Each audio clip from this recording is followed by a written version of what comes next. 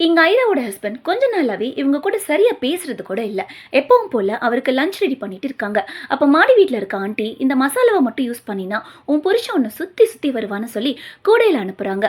ஐராவும் அந்த மசாலாவை யூஸ் பண்ணி விதவிதமா குக் பண்ணி டிஃபன் பாக்ஸ்ல பேக் பண்ணி டப்பாவாலா மூலமா ஹஸ்பண்ட்க்கு அனுப்புறாங்க. இந்த பக்கம் அந்த டிஃபன் பாக்ஸ் சாஜன்கிறவருக்கு போகுது. சாஜன் ஒரு கவர்மெண்ட் ஆஃபீஸ்ல அக்கௌண்டன்ட்டா ஒர்க் பண்றாரு. சீக்கிரமே ரிட்டையர்ட் ஆக போறாரு. அவரோட பிளேஸ்க்கு ஷாய்க்குங்கிற ஒரு யங்ஸ்டர் வர போறான். அவனை மேனேஜர் இன்ட்ரோ கொடுத்து அவனுக்கு ஒர்க் பத்தி ட்ரைனிங் தர சொல்றாரு. சார்ஜன் ரொம்ப ரிசர்வ் டைப். ஆனா ஷாய்க் ரொம்ப ஜோவியலான பர்சன்.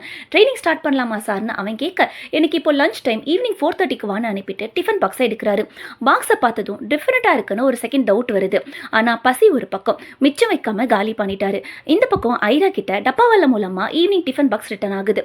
டிஃபன் பாக்ஸ் காலியா இருக்கிறத பார்த்து ஐராவுக்கு அவ்வளோ சந்தோஷம். மேல் வீட்டு ஆண்டி கிட்ட சொல்ல எல்லாம் அந்த மசாலாவோட மகிமைன்னு சொல்றாங்க. ஹஸ்பண்ட் வர வரைக்கும் வெயிட் பண்ணவங்க லஞ்ச் எப்படி இருந்துச்சு, உருளைக்கிழங்கு நல்லா இருந்துச்சுன்னு அவர் சொன்னதும் தான் லஞ்ச் பாக்ஸ் மாறி இருக்குன்னு புரிஞ்சுக்கிறாங்க. விஷயத்த மேல் வீட்டு ஆண்டி கிட்ட சொல்ல அவங்களும் மிச்சம் வைக்காம காலி பண்ண அந்த புண்ணியவானுக்கு ஒரு தேங்க்ஸ் நோட் அனுப்புன்னு சொல்ல, ஒருவேளை பாக்ஸ் என் வீட்டுக்காரர் கை கிட்ட போயிட்டா என்ன பண்றதுன்னு ஐரா கேட்க, அப்பவாச்சும் அவனுக்கு புத்தி வரட்டும்னு சொல்றாங்க. அதே மாதிரி ஐராவும் லஞ்ச் பாக்ஸ் மாறினதை சொல்லி மிச்சம் வைக்காம சாப்பிட்டதுக்கு தேங்க்ஸ் சொல்லி ஒரு லெட்டரை அந்த பாக்ஸ்ல வைக்கிறாங்க. லஞ்ச் டைம்ல லெட்டரை பார்த்தவர் லஞ்சை காலி பண்ணிட்டு அவங்க சமையலை குறை சொல்லி ஒரு பதில் எழுதி அனுப்புறாரு. அடுத்த நாள் கோவத்துல காரமா செஞ்சு அனுப்புறாங்க. அன்னைக்கும் சாஜன் சாப்பாடை மிச்சம் வைக்காம சாப்பிட்டுட்டு, இன்னைக்கு சாப்பாடு ரொம்ப காரமா இருந்துச்சு, ஆனா இங்க நிறைய பேருக்கு இந்த மாதிரி டேஸ்டி சாப்பாடே கிடைக்கிறது இல்லைன்னு சொல்லி அவங்க சமையலை பாராட்டி ஒரு லெட்டர் அனுப்புறாரு. இப்போ ரெண்டு பேரும் ஃப்ரெண்ட்லியா லெட்டர் மூலமா பழகுறாங்க.